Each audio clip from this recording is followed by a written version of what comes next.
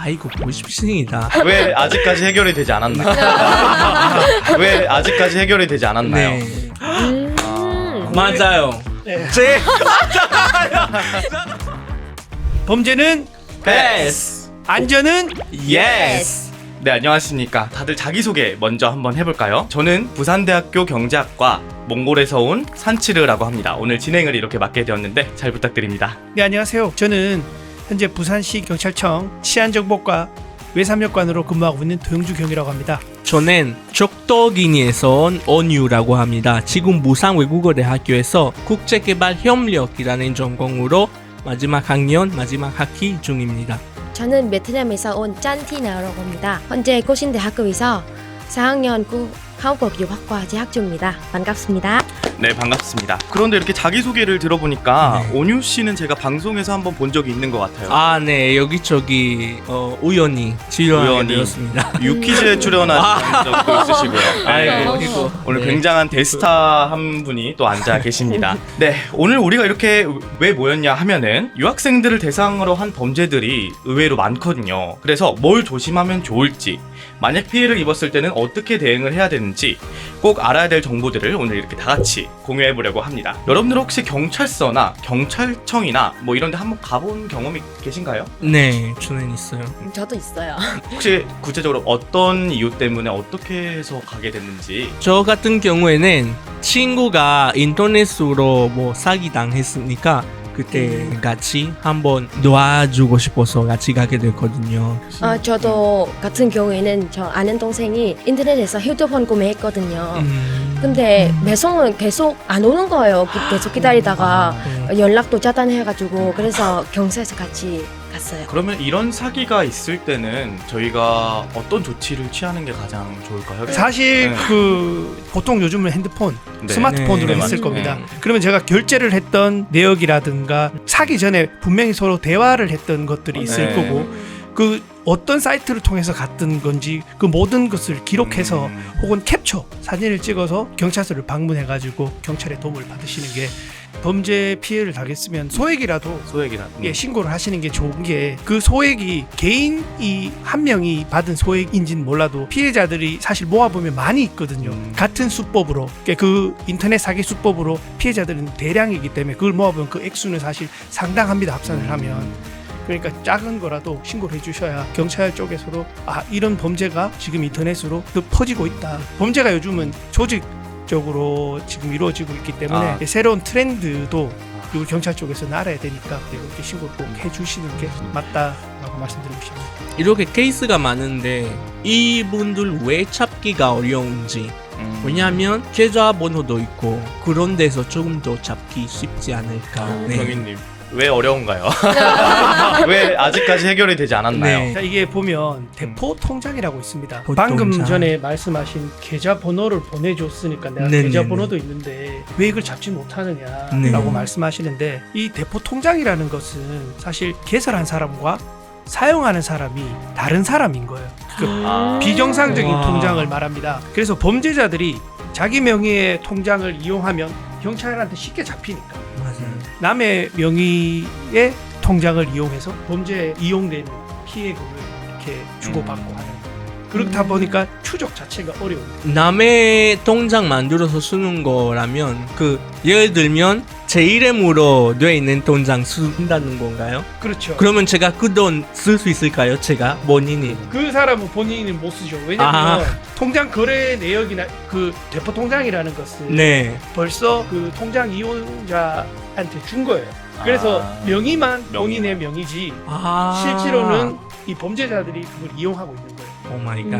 근데 실제로 유학생들이 꼭 알아야 되는 게 이 네. 대포 통장이 사실 여기 유학하시다가 만들어 놓은 통장 있잖아요. 네. 떠나기 전에 통장 사고 싶다 인터넷에 그래서 통장을 팔아요. 와. 30만 원, 정말요? 예, 몇십만 원 실제로 그런 식으로. 예, 실제로 팔고 와. 그리고 이 통장을 그 범죄자들이 또 이용을 하고 있습니다. 오 마이 갓. 그런 경우가 많이 있다고. 근데 그러면 그렇게 되는 경우는 그럼 재입국할 때 그게 또 문제가 되죠. 그쵸? 재입국뿐만 아니라 유학생이 그래가지고 강제 출국 당하기도 당하고 해요. 심지어 그게 아. 이제 보이스피싱 범죄에 이용돼가 큰 금액이 그 통장으로 왔다 갔다 하면 네. 사실 영구히 한국 재입국이 안 되는 음. 영구적으로요. 네. 그런데 요즘 자기도 모르는 사이에 누구라도 범죄에 연루될 이런 일이 정말 많잖아요. 캄보디아 시아누크빌 지역에서 스캠 단지를 조성했고 이런 보도들을 많이 보셨을 텐데 혹시 스캠이 뭔지 아십니까? 아니요, 저는 들어본 적이 없는 것 같습니다. 결국은 이 스캠은 사기 아, 사기죄를 네네. 이야기하는 건데 스캠은 신뢰를 이용해서 금전적인 그렇죠. 이득을 취하는 사기 행위 보이스피싱을 포함하는 더 넓은 개념으로 보면 되겠습니다. 그래서 이 스캠을 이용해서 사람들의 금전, 물품, 개인정보 등을 편취하기 위해서 속임수를 쓰는 모든 기만 행위를 통틀어 의미하고 캄보디아 사건이 이런 스캠들 아까 말했던 각종 모든 스캠을 할 수 있는 단지를 만들어서 보이스피싱 포함해서 많은 사람들을 그 고액 알바 혹은 뭐 이런 걸로 유혹을 해서 지인이 지인을 부르고 또 가 있는 지인이 또 다른 지인을 부르고 그 지인이 거기 가서 결국 가해자가 되고 피해자가 가해자가 되고 그래서 거기서 감금당하고 여권 다 뺏기고 할 수 있는 건 하루 실적을 계속 만들어내야 되는 그런 상황이 오니까 그 하는 게 콜센터 들어보셨죠? 금융기관 은행을 네. 사칭해서 네. 금융기관 오마이갓. 어디입니다 혹은 뭐 검찰 혹은 경찰입니다 라고 수사기관을 사칭하여가지고 이 사람들로 하여금 돈을 빼내는 이런 역할을 하는 그걸 단지를 만들었다. 아. 그게 이제 캄보디아 사건이라고. 어마어마하죠. 근데 이 범죄라는 것도 뭐 살아있는 것처럼 점점 업그레이드가 돼가고 있네요. 진화가 많이 무섭네요. 됐죠. 네, 진화가 돼가고 있네요. 진짜. 지금은 진화를 해서 네. 심지어 내 딸의 음성, 아, 내 아들의 음성, 내 가족의 음성까지 AI로 AI. 맞아요. 그렇게 하기 때문에 지금은 굉장히 스마트해졌습니다. 오 마이 갓. 그러면 지금 더욱더 약간 이 범죄자들 잡기 더 어려워. 더 어려워지는 거네. 왜냐면 이 AI 자체도 음. 저희 그 SNS에 최근에 사진으로 이렇게 만들어서 장난치는 거 유행했었던 거 알고 계시죠, 다들? 사실 저도 그거를 이제 엄마한테 했었는데 그만큼 AI가 우리가 접하기가 너무 쉬워졌고 이 퀄리티도 그러니까요. 너무 올라가가지고 저희 엄마도 보고 바로 믿으시더라고요. 그리고 약간 알바하면서 저 같은 경우에는 이렇게 행사도 뛰고 뭐 하니까 어느 날 갑자기 어떤 전화가 나온 거예요. 뉴스 안녕하세요. 막 우리는 땡땡땡 뭐 하는 데입니다. 외국인 등록증 그리고 계좌번호 먼저 미리 보내주시면은 입금하고 그때는 일하시면 됩니다. 그런 식으로 너무 엑사이트해서 신나서 저도 막 빨리 찾고 있더라고요. 근데 그분이 약간 실수 하나 했었어요. 그때부터 이렇게 의심하기 시작하고 번호 이렇게 확인하고 이거 보이스피싱이다. 자기도 모르게 방금 이렇게 얘기했던 네. 보이스피싱이나 네. 이런 거를 유학생들이 어디에 혹하게 되냐면 고액 알바. 맞아요. 네. 제 잠깐만. 말씀하세요. 네. 너무 흥분됐어요. 고액 알바라고 음. 이제 유학생들이 이제 딱 낚이는 게 하는 업무가 현금 수거책하고 중개기 관리책 요 두 개를 제일 많이 낚여서 하고 있습니다. 자, 그러면은 저희가 마침 다음 얘기가 이 아르바이트에 대한 얘기였습니다. 네. 보통 알바를 어떤 식으로 이제 구직을 하시나요? 저는 원래 한국에서 흔히 알고 있는 알바 천국, 알바 천국도 네. 있고 막 그런 거 있는데 그런 루트에서 알바 구하기 저한테 좀 어려웠거든요. 그래서 텔레그램, 텔레그램이요? Yes. 텔레그램. 텔레그램이나 아, 네. 인스타. 텔레그램, 인스타그램 말씀하셨잖아요. 네. 저는 사실 그런 경로로 알바를 구한다는 거 처음 들었어요. 알바를 선택할 때는 가장 조심해야 되는 키워드가 있습니다. 그것은 고액 알바인데 아까 예, 최근에 보이스피싱 범죄 조직이 고액 아르바이트 광고를 낸 뒤에 이를 보고 연락을 온 시민들을 속여가지고 범죄에 가담하게 하는 사례가 아까 전에 제가 많이 증가하고 있다고 했는데 그 유학생도 지금 포함되고 있거든요. 유학생도 포함되고 있는데 실제로 하는 것은 이제 현금 수거책이라든가 중개소 관리책 이런 쪽으로 많이 하게 됩니다. 보이스피싱의 구조부터 알아봐야 되는데 보이스피싱 범죄 조직은 크게 6가지 역할을 분담해서 담당하게 됩니다. 중국이나 필리핀 등 해외 거점을 두고 사무실 운영과 데이터베이스 관리, 그리고 수익 분배 등을 책임지는 총책, 금융기관 혹은 수사기관을 사칭해서 전화를 거는 콜센터, 그리고 대포 통장을 네. 모집, 아까 전에 모집하는 네. 그 방법 설명들 모집, 관리하는 대포 통장 모집책, 그리고 국내에서 피해금을 건네받아가지고 무통장 송금하는 현금 수거책, 그리고 피해금이 입금된 대포 통장에서 돈을 인출해서 해외로 송금하는 송출책, 그리고 전화번호를 변작하는 중개기를 관리하는 중개소 관리책 등이 있습니다. 많이 있죠. 범죄도 네. 다양하네요. 오 마이 갓. 아까 현금 수거책이라고 하셨는데 음. 혹시 이 현금 수거책에 대한 실제 사례들이 있을까요? 예, 실제 사례들이 있습니다. 현금 수거책은 아까 설명드렸다시피 피해자들로부터 이게 돈을 받아서 이제 송금하는 무통장으로 요 역할을 하는데, 특히 아르바이트 알바가 요렇게 제목이 건당 10만 원. 맞아요. 네. 바로 오늘도 본 바로 것 같습니다. 신청하지. 건당 10만 원 택시비까지 지원해 드립니다. 아이고. 클릭을 하게 되면 어떤 거냐면 설명이 자세하게 잘 돼 있습니다. 명품을 대신 구매하는 업체인데 고객들로부터 돈을 받아서 면세점이나 저기 백화점 가는 사람들한테 돈을 전달만 하면 됩니다. 일당 10만 원이고 택시비 따로 챙겨 드리겠습니다. 요거거든요. 그런데 사실 이 명품을 대신 구매하는 업체라며 피해를 당한 이 피해자가 건네는 돈을 사실은 받아서 범죄자들한테 전달을 하는 역할을 하는데, 그 유학생은 그거를 몇 건 했나 봐요. 그래서 범죄 수익이 한 200에서 300 정도 됐는데 그걸로 아마 우리 대한민국 법원으로부터 징역 2년 선고 받으셨더라고요. 그게 실제 유학생 사례입니다.